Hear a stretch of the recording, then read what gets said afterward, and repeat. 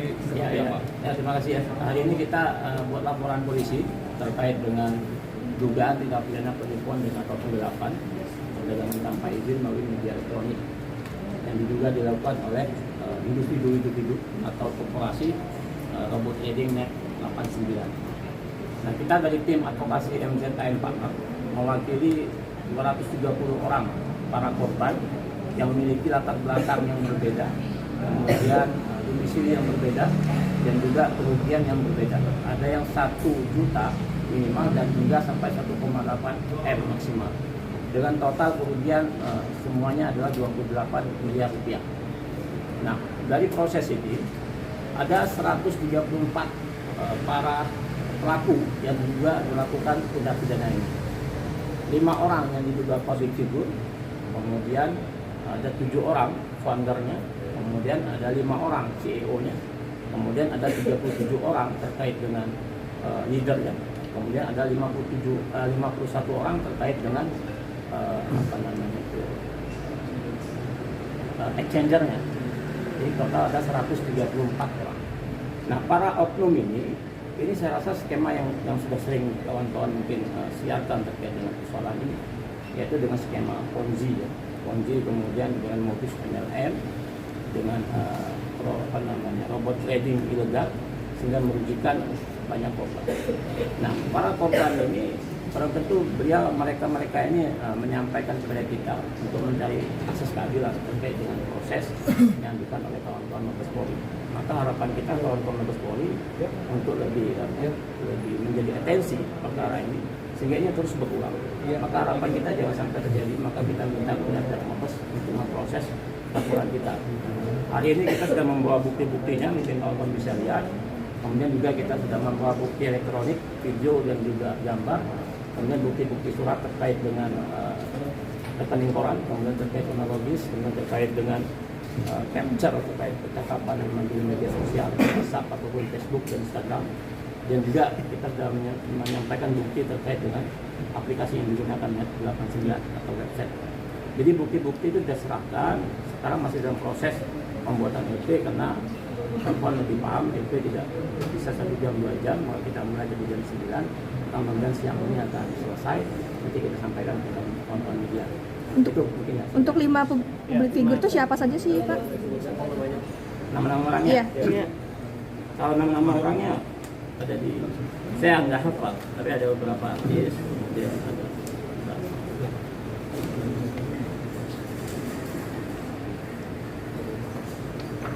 saya baca sedikit ya. Yang diduga pelaku di sini public figure nanti aja ya.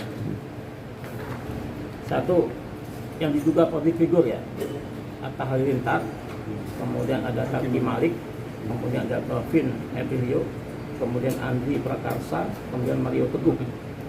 Mereka diduga terlibat dalam hal ini. Kalau Atta Halilintar diduga lelang bandana ya 2,2 M dari foundernya Net 89 Malaysia Paten. Kemudian Taki Malik dan juga dia menerima dari lelang sepeda Bentong 700 juta rupiah diduga TPPU pasal 5. Kemudian Kevin Aprilio ini adalah artis musisi band Indonesia dan beliau juga mempromosikan melalui media elektronik sosial, Zoom meeting, ada video dan foto yang sudah kita sampaikan ITE pasal 45 huruf A ayat 1. Kemudian ada Adi Prakarsa, public figure, artis musisi band juga. Beliau adalah drummer, tadi Kevin adalah keyboardist dan perannya sama. Kemudian Maria Teguh, public figure dan juga ada motivator. Dan ini juga mempromosi melalui media sosial. Dan dia sebagai leader dan juga founder grup Billion Group. Terkait dengan badan hukum ada 3, yaitu PT Symbiotic Multilenta Indonesia. Kemudian juga ada badan hukum terkait dengan PT Cipta Aset Digital, ada badan hukum PT Indonesia Digital Exchange. Sementara terkait dengan komisarisnya ada Andreas Andrianto, komisaris utama PT CED dan PT IDE. Kemudian Samilo, kemudian ada Eko, kemudian ada Budi, kemudian ada Daniel, kemudian ada Dewi, dan semuanya adalah CEO dari perusahaan-perusahaan tersebut. Dan masih banyak lagi terkait dengan founder. Ada founder Erwin, kemudian juga ada founder Yakub namanya, Teddy, Endro, Heri, Dodi, dan Feli Mustaqim. Dan masih banyak lagi saya rasa ya, nanti mungkin kawan-kawan bisa untuk. Dan ada beberapa exchanger, Husni dan Arga Reskian juga terlibat, juga kita sampaikan bukti dan lain-lain. Itu mungkin Kerugiannya berapa bang? Total dari keseluruhan korban 28 miliar rupiah.